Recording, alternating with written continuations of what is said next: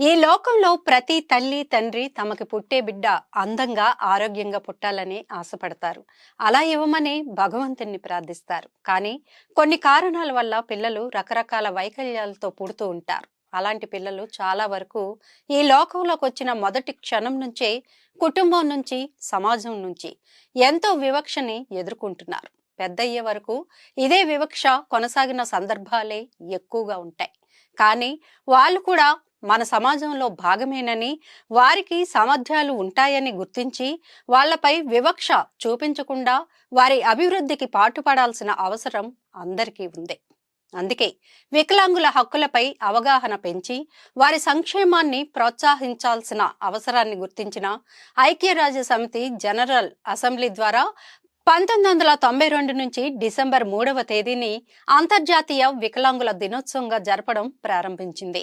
ఈరోజు సమాన అవకాశాలు, అందుబాటు, సమగ్రత యొక్క ప్రాముఖ్యతను వెల్లడిస్తూ వికలాంగుల విజయాల గురించి, సమాజానికి వారు చేసిన సేవలని గురించి ప్రశంసిస్తుంది.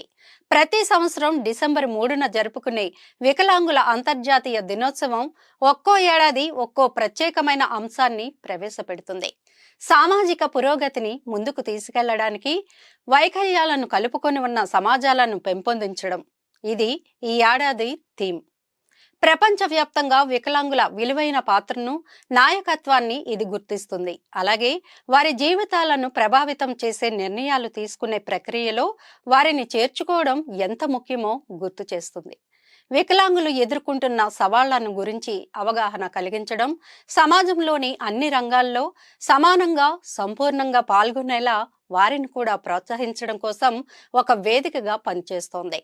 వికలాంగుల జీవితాలను మెరుగుపరిచి వారికి తగిన గౌరవం ఇవ్వటంలో ప్రభుత్వాలు, సంస్థలు సమాజానికి అవకాశాన్ని అందిస్తుంది. వికలాంగుల హక్కులు, సంక్షేమానికి మద్దతు ఇవ్వడం సాటి మనిషిగా మన బాధ్యత. వికలాంగులకు సంబంధించిన సమస్యలపై చర్చలు, వర్క్షాపులు నిర్వహించటం ద్వారా ప్రజలకి వారి సమస్యలపై అవగాహన తెప్పించవచ్చు.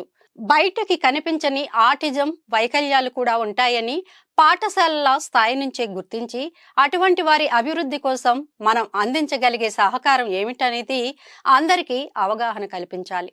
పుట్టినప్పటి నుంచో లేక ప్రమాదం వల్లనో వైకల్యం వచ్చినప్పటికీ కఠిన పరిస్థితులకి తలొగ్గకుండా ఏ వైకల్యం మమ్మల్ని ఆపలేదని నిరూపిస్తూ విజయాలు సాధించిన ఎంతో మంది వికలాంగుల విజయాలను గుర్తించి ప్రశంసించాలి.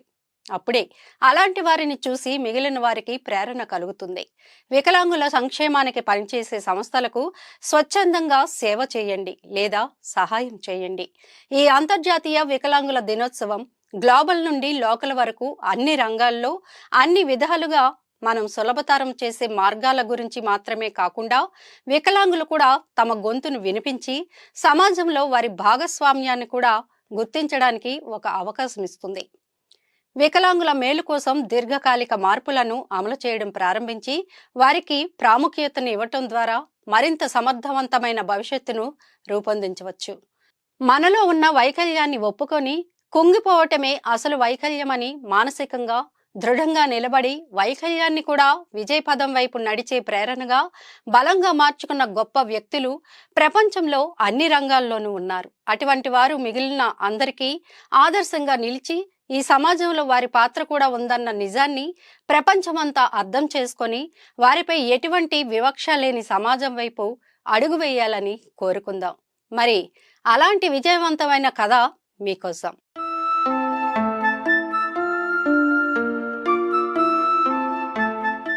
జీవితంలో ఏదైనా సాధించాలంటే అత్యధిక మంది సాకులు చెబుతారని అంటారు. అందుకే ఈ ప్రపంచంలో సక్సెస్ఫుల్ పీపుల్ పర్సంటేజ్ తక్కువగా ఉంటుందని చెబుతూ ఉంటారు. అయితే ఒక కోణంలో చూస్తే ప్రతిదీ సమస్యగా, సాకుగా అనిపిస్తుంది. కానీ పాజిటివ్ దృక్పథంతో, లక్ష్యంపై కసితో ముందుకు సాగితే విజయం దానంతటా అదే వస్తుందని అంటారు డాక్టర్ గణేష్ బరయ్య. అందుకు తాజాగా ఉదాహరణ. అవును, గుజరాత్ లోని భావ్నగర్ జిల్లా గోరభి గ్రామానికి చెందిన గణేష్ 2004లో గ్రోత్ హార్మోన్ లోపంతో జన్మించారు. ఈ క్రమంలో చిన్నప్పటి నుంచి వైద్యుడు కావాలని కలలు కన్నారు. ఈ సమయంలో ఇంటర్లో ఉత్తీర్ణత సాధించి నీట్లో మంచి మార్కులు సాధించారు. అయినప్పటికీ శారీరక వైకల్యం కారణంగా 2018లో మెడికల్ కౌన్సిల్ ఆఫ్ ఇండియా అభ్యంతరం తెలిపింది. కేవలం 3 అడుగుల పొడవు, 20 కిలోల కంటే తక్కువ బరువున్న గణేష్ బరయ్య సుమారు 72% లోకోమోటివ్ వైకల్యంతో బాధపడుతున్నారు. ఈ నేపథ్యంలో మెడికల్ కౌన్సిల్ ఆఫ్ ఇండియా ప్రారంభంలో ఈ శారీరక పరిమితులను ఉదాహరించి అవి అతడు డాక్టర్గా పనిచేసే సామర్థ్యానికి ఆటంకం కలిగిస్తాయని సూచిస్తున్నట్లు తెలిపిందని అంటున్నారు. అయితే దీనిపై న్యాయ పోరాటం చేయాలని గణేష్ భావించినట్లు చెబుతూ ఉంటారు. అయితే భావ్నగర్లోని తన వ్యవసాయ కుటుంబం అందుకు అవసరమైన చట్టపరమైన ఖర్చులను భరించలేని పరిస్థితి. ఈ సమయంలో గణేష్ కు తన school principal doctor Dalpat Bhai Kataria మద్దతుగా నిలిచారు. గుజరాత్ హైకోర్టులో కేసు దాఖలు చేశారు. Gujarat high court medical council of India తిరస్కరణను సమర్థించింది. అయినప్పటికీ గణేష్ ఆశలు వదులుకోలేదు. ఆశయాన్ని సాధించడానికి పట్టుదలను విడిచిపెట్టలేదు. ఈ క్రమంలో తాత్కాలికంగా బీఎస్సీలో జాయిన్ అయ్యి సుప్రీంకోర్టును ఆశ్రయించి తన పోరాటాన్ని కొనసాగించారు. ఈ సమయంలో ఎత్తు కారణంగా అతని ప్రవేశాన్ని నిరాకరించలేమని సుప్రీం తీర్పు చెప్పింది. ఈ క్రమంలో సర్వోన్నత న్యాయస్థానం మద్దతుతో 2019లో భావ్నగర్ మెడికల్ కాలేజీలో గణేష్ అడ్మిషన్ పొందాడు. వైద్య విద్యను పూర్తి చేశారు. ఈ సమయంలో రాష్ట్రం నిర్దేశించిన ఇంటర్న్షిప్ ని పూర్తి చేసిన తర్వాత ఇప్పుడు కోరుకున్న హోదాలో ప్రజలకు సేవ చేస్తున్నారు. ఇలా లక్ష్య సాధనలో అలుపెరగని పోరాటం విషయంలో గణేష్ ఎంతో మందికి ఆదర్శంగా నిలుస్తున్నారు.